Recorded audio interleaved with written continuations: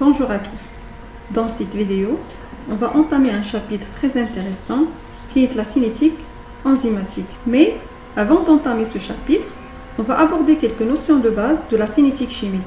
Rappelez-vous que la cinétique chimique est l'étude de la vitesse des réactions chimiques. La détermination des vitesses de réaction est donc une étape importante pour l'étude de la cinétique chimique. Commençons par rappeler la définition de la vitesse d'une réaction chimique. En fait, la vitesse d'une réaction chimique, qu'elle soit catalysée ou non, est définie comme une variation de la quantité de réactif ou de produit en fonction du temps. Alors, soit la réaction S donne P, donc S c'est le substrat et P le produit. Si on trace la courbe qui représente l'évolution de la concentration en substrat ou en produit en fonction du temps, on constate que l'évolution de la concentration en substrat diminue avec le temps, contrairement à la concentration en produit qui, elle, augmente de la même vitesse, mais au signe opposé. Donc, la vitesse de la réaction est la variation par unité de temps de la concentration en substrat ou en produit. Il est à noter que, par convention, on exprime les vitesses de réaction par des valeurs positives. Toutefois, étant donné que la quantité de substrat diminue au cours d'une réaction chimique, la variation que l'on calcule est toujours négative. Afin de rendre cette vitesse conforme à la convention des signes, il faut tout simplement ajouter un signe négatif devant l'évolution de la concentration en substrat en fonction du temps. La représentation graphique de l'évolution de la concentration en substrat ou en produit en fonction du temps montre bien, comme vous pouvez le constater sur la figure, que la réaction chimique se déroule de manière progressive. Au début, il n'y a que des particules de substrat. Par la suite, à mesure que le temps passe, les particules de produits apparaissent au fur et à mesure que les substrats entrent en collision. La vitesse de la réaction à un moment donné est donc égale à la pente de la droite tangente de cette courbe. L'illustration graphique du déroulement de la réaction montre bien que la vitesse n'est pas constante tout au long de la réaction. En effet, le rythme d'apparition des produits est rapide en début de réaction, la pente de la courbe est prononcée, alors qu'elle diminue par la suite.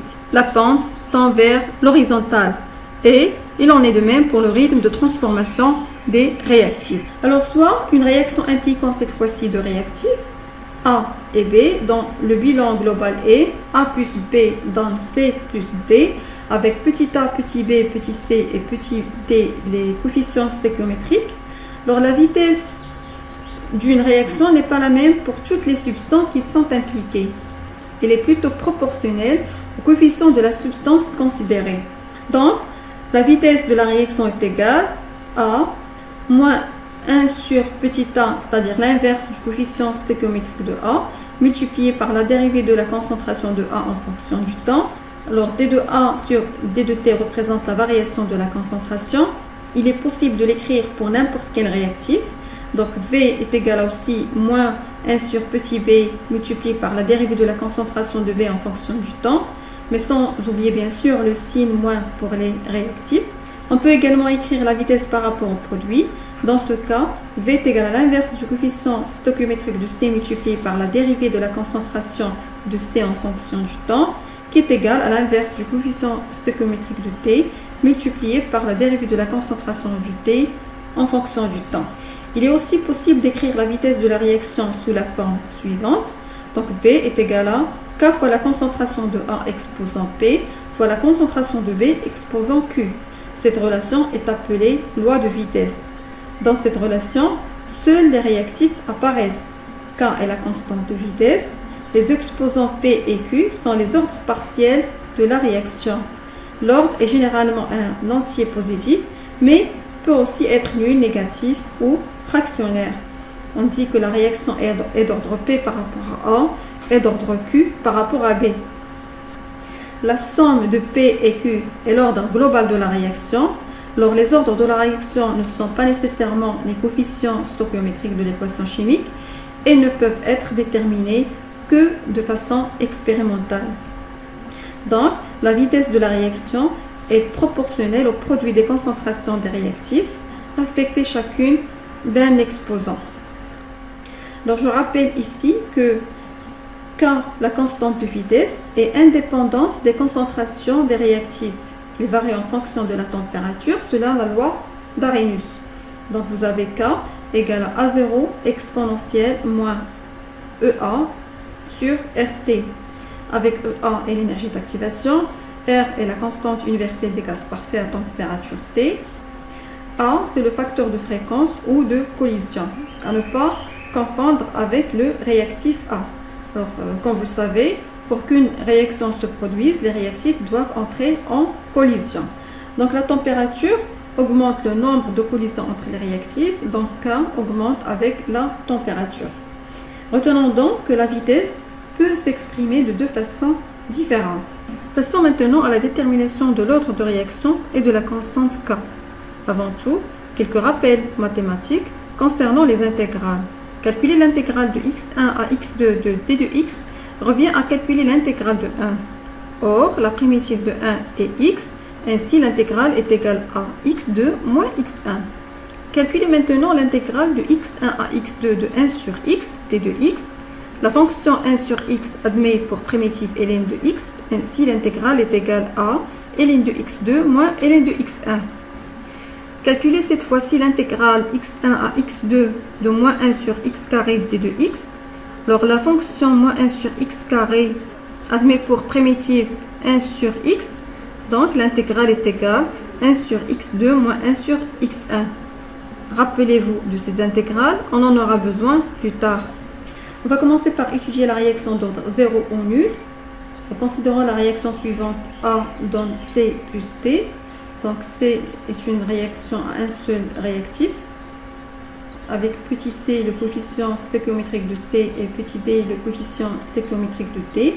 Alors comme nous l'avons vu, la vitesse a donc pour expression V est égal moins d de A sur d de T, car le coefficient stéchiométrique de A est 1. À l'ordre 0, l'autre expression de vitesse est V est égal à K fois la concentration de A exposant 0, donc soit K.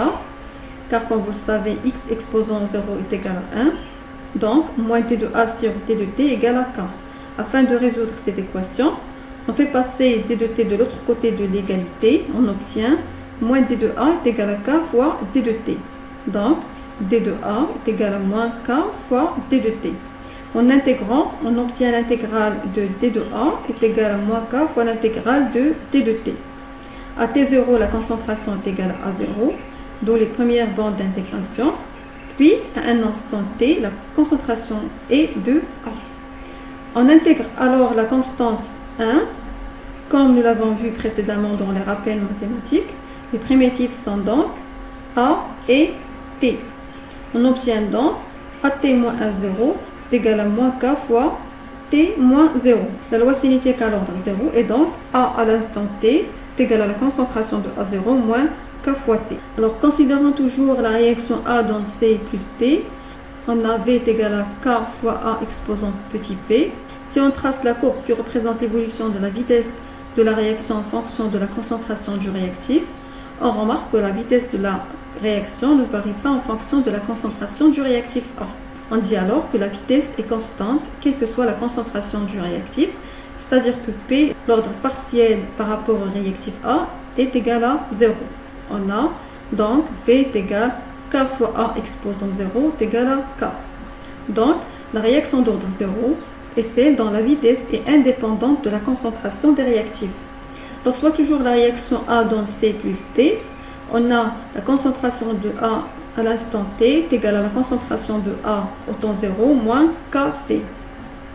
Alors, si on trace la concentration de A en fonction du temps et on obtient une droite, cela signifie que la réaction est d'ordre 0.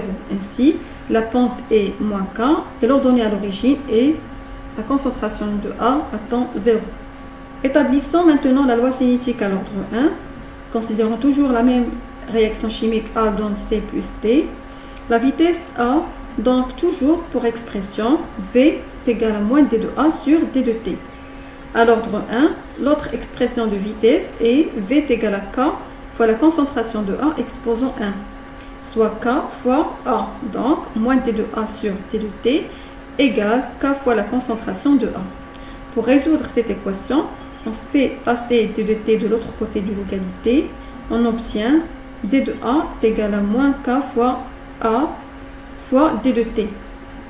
Puis on regroupe les concentrations ensemble en passant A à gauche de l'égalité, ce qui donne 1 sur A fois d de A est égal à moins K fois d de T. En intégrant, on obtient l'intégrale de 1 sur A d de A est égale moins K intégrale de d de T.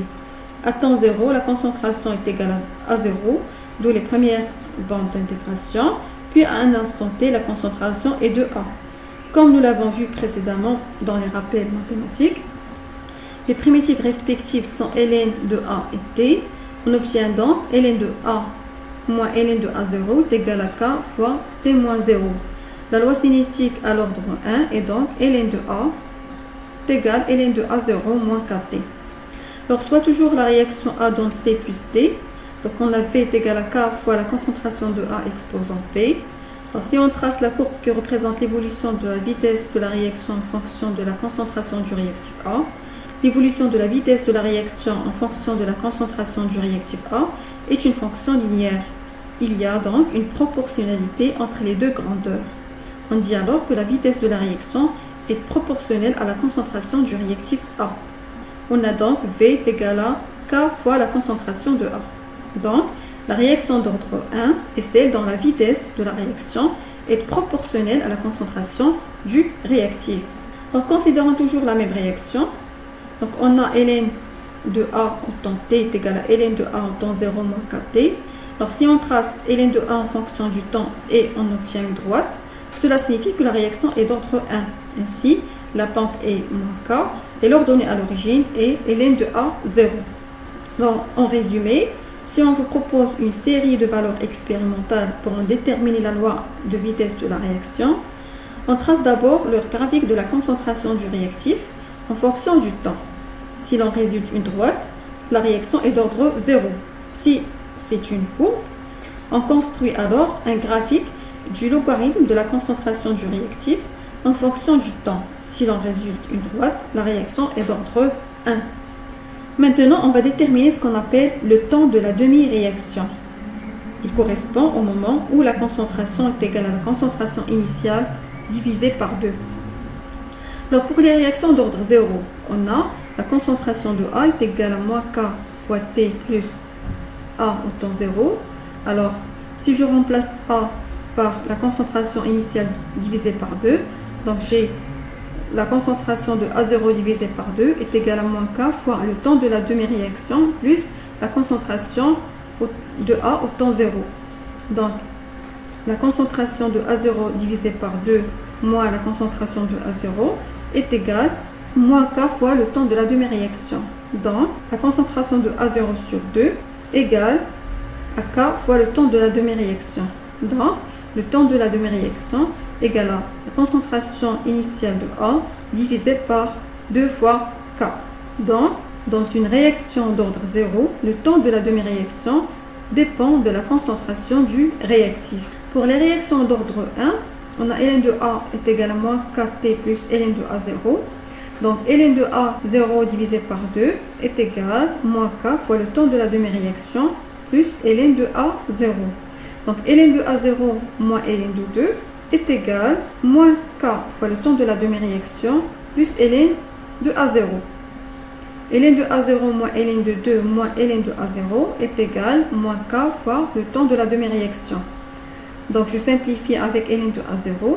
Il me reste moins ln de 2 est égal à moins K fois le temps de la demi-réaction. Donc, le temps de la demi-réaction est égal à ln de 2 divisé par K. Donc, est égal à 0,693 divisé par K. On constate alors que dans une réaction d'ordre 1, le temps de la demi-réaction est indépendant de la concentration du réactif.